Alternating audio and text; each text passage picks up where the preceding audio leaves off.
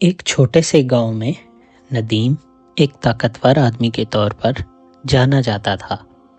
وہ جسمانی طور پر بہت مضبوط اور طاقتور تھا۔ وہ اکثر اپنی طاقت کا اظہار کرتا رہتا تھا۔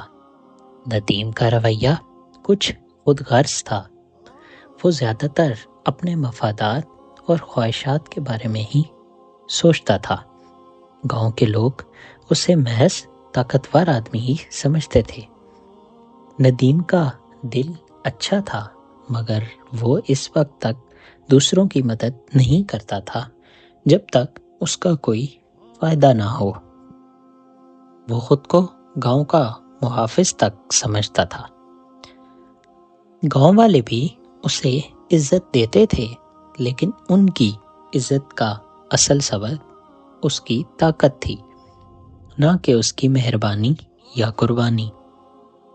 اسی گاؤں کے پاس ایک جنگل میں آشیش نام کا بھی ایک نوجوان رہا کرتا تھا۔ آشیش اور ندیم کی دوستی بہت گہری تھی۔ آشیش طاقت میں ندیم کا مقابلہ نہیں کر سکتا تھا، مگر اس کی وفاداری اور سوچنے کی صلاحیت نے ندیم اور آشیش کو ایک دوسرے کے بہت قریب کر دیا تھا۔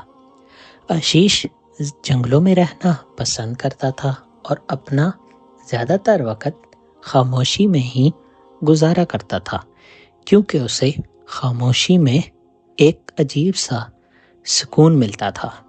لیکن ندیم کے ساتھ اس کی دوستی بہت گہری تھی۔ دونوں کے درمیان جب بھی کچھ اختلافات ہوتے تو وہ ایک دوسرے کا ساتھ دیتے اور ایک دوسرے کو سمجھتے تھے۔ ایک دن گاؤں میں ایک ضروری فیصلہ لیا جا رہا تھا، جس میں ندیم اور آشیش دونوں کی رائے اہم تھی۔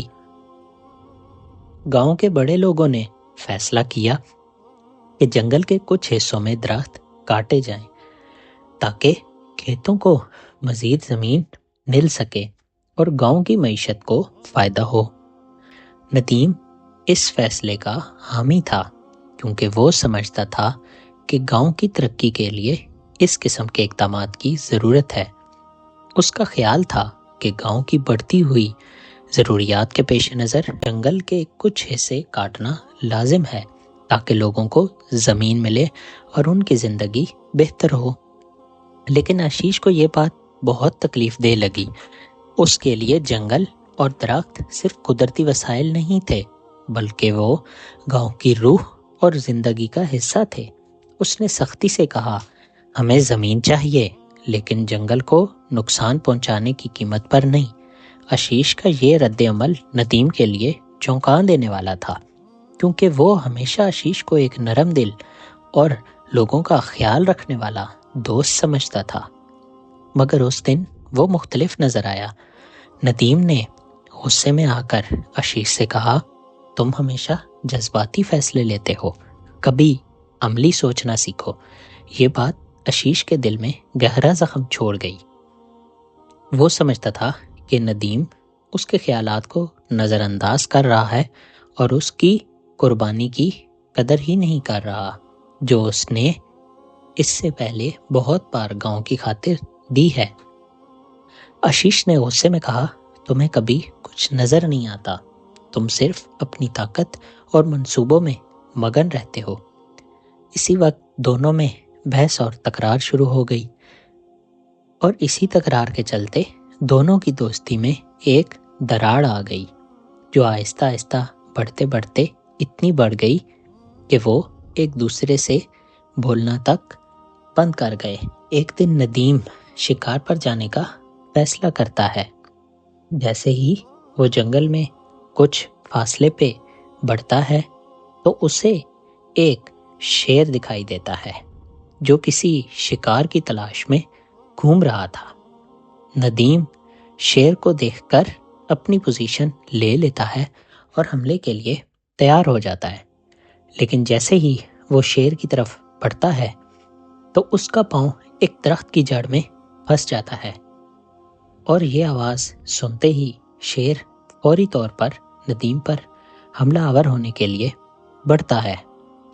ندیم شیر کے سامنے بے بس محسوس کر رہا تھا، کیونکہ اس کا پاؤں درخت کی جڑ میں پھنس چکا تھا اور وہ حرکت بھی نہیں کر پا رہا تھا۔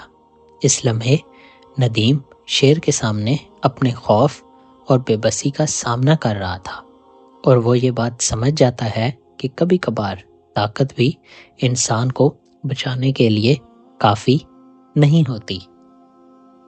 قریب ہی آشیش، جو اکیلا جنگل میں گھوم رہا تھا، ندیم کی اور شیر کی آواز سن کر اس جگہ آ جاتا ہے اور ندیم کو بے بس دیکھ کر جلدی سے شیر پر حملہ کر دیتا ہے۔ شیر غصے سے آشیش کی طرف مڑتا ہے اور خوفناک رفتار سے اس کی طرف ٹپکتا ہے۔ آشیش نے بہادری سے شیر کا مقابلہ کیا، اپنے دفاع اور جانور کی توجہ ہٹانے کی کوشش کی۔ اسی اثناء میں ندیم بھی خود کو درخت کی جڑ سے چھڑانے میں مصروف تھا تاکہ وہ آشیش کی مدد کر سکے۔ آشیش مسلسل مزاحمت کرتا رہا، لیکن شیر کی طاقت اس پر حاوی ہو گئی اور شیر نے آشیش پر کافی سارے حملے کیے، جس کی وجہ سے آشیش بہت زیادہ زخمی ہو گیا اور زخموں کی تاب نہ لاتے ہوئے آشیش اس دنیا سے چلا گیا۔ اسی اثناء میں ندیم نے بھی خود کو درخت کی جڑ سے چھڑا لیا تھا اور وہ شیر پر بھرپور غصے سے حملہ کرتا ہے اور شیر کو مار گراتا ہے۔ شیر کو مارنے کے بعد وہ بھاگ کر اپنے دوست آشیش کی جانب جاتا ہے اور اسے اپنی باہوں میں اٹھا لیتا ہے اور خوب روتا ہے اور آشیش سے اپنے کیے کی معافی مانگتا ہے۔ آشیش کی موت نے ندیم کو جھنجھوڑ کر رکھ دیا تھا۔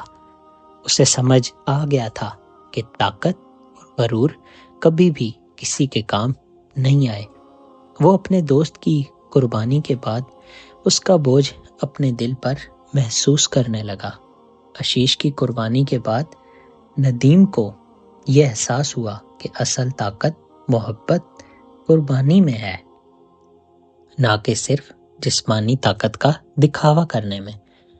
ندیم نے آشیش کی قربانی کے بعد اپنے آپ کو اتنا بدل لیا کہ وہ اب صرف طاقت کے بجائے گاؤں کی خدمت بھی کرتا ہے۔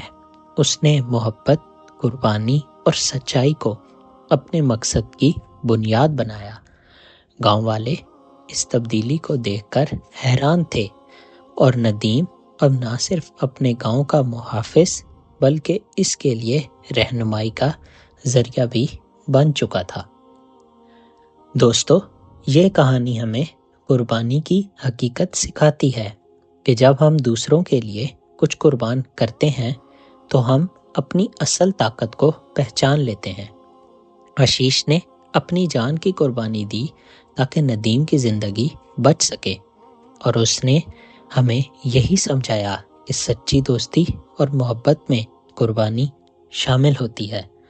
امید ہے آپ کو ہماری یہ ویڈیو پسند آئی ہوگی۔